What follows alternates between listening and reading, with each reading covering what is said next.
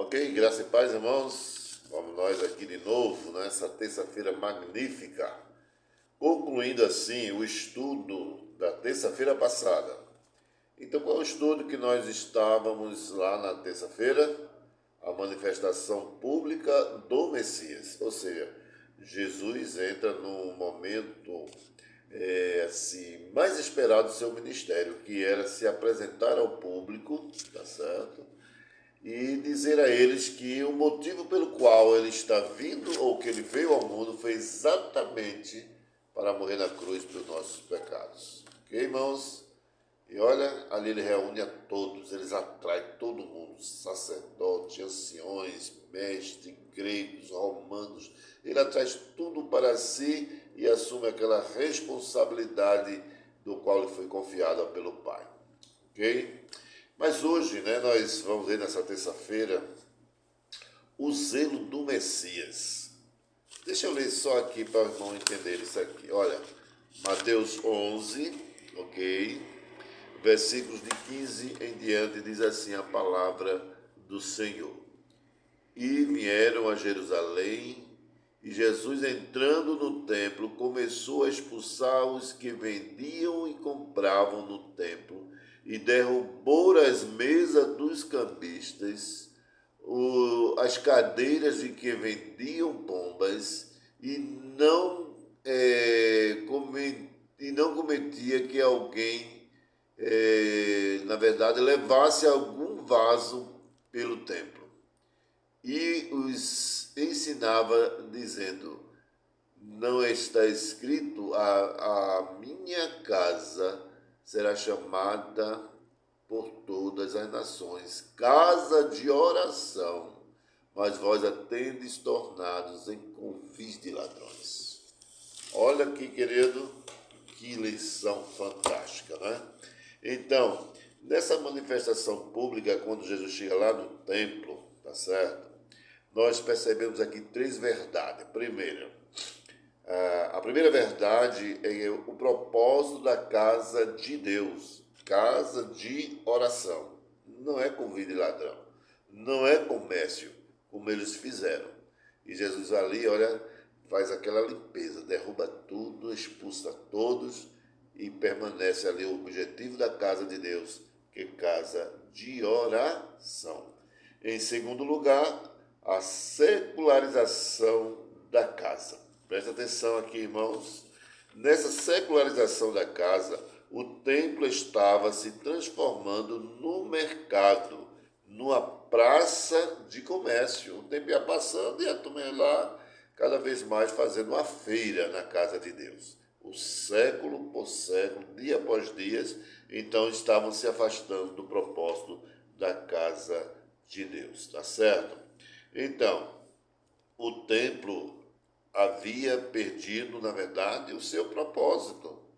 Em vez de ser um lugar de oração, era um lugar de busca desenfreada do lucro. Aí o que acontece? Ali naquele instante, Mamon tinha tomado o lugar de Deus. Sabe o que é Mamon? Era o Deus da riqueza, entendeu? Então o povo teria luxo e riqueza e esquecia de Deus. Aí o que acontece? Jesus acaba com o comércio no templo. A gente percebe aqui que ele expulsa os que ali vendiam e compravam. O culto havia se desviado do seu propósito. Aí nós vemos aqui que a oração tinha sido substituída pelo lucro. Como hoje a gente vê tantas coisas, sendo substituído pelo legítimo forma de a gente cultuar a Deus. Ora, irmãos, aí que acontece? Jesus, ele faz o que? A purificação da casa de Deus. Então, Marcos usa três fortes verbos para descrever a ação de Jesus na limpeza do templo. Ele diz assim, que ele expulsou, ok? Tudo que estava errado ali, Jesus expulsa. Ele derrubou mesa, derrubou tudo para colocar a casa em ordem e ele não permitiu que essa bagunça acontecesse na casa de Deus. Então, veja só, querido, nós vemos que muitas pessoas achavam, que Jesus veio ali justamente para purificar a Jerusalém, purificar dos gentios. Contrário, Jesus veio purificar Jerusalém, tá certo? Para os gentios. A Bíblia diz que ele veio para o que era seus e os seus não receberam, mas a todos quanto receberam deu o poder de serem feitos o quê?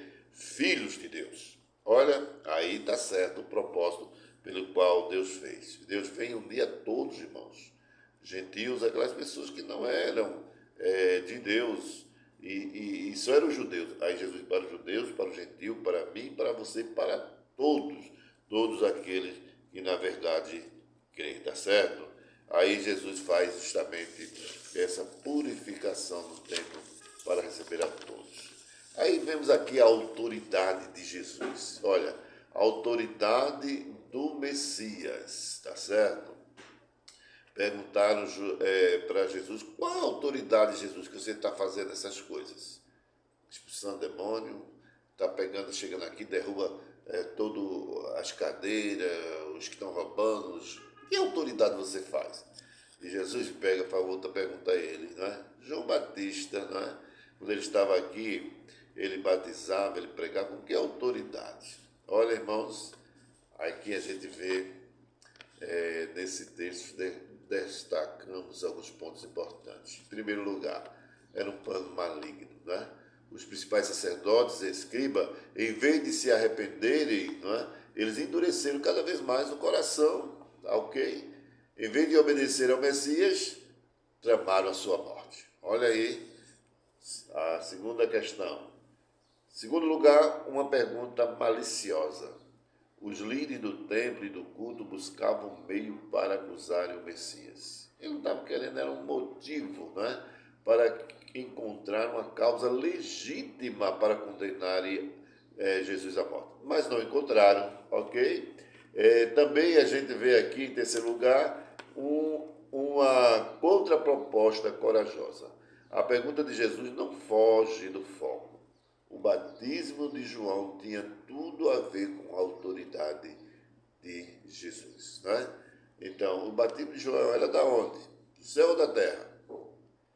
E João era um profeta de Deus, reconhecido pelo povo, e eles rejeitaram a mensagem de João.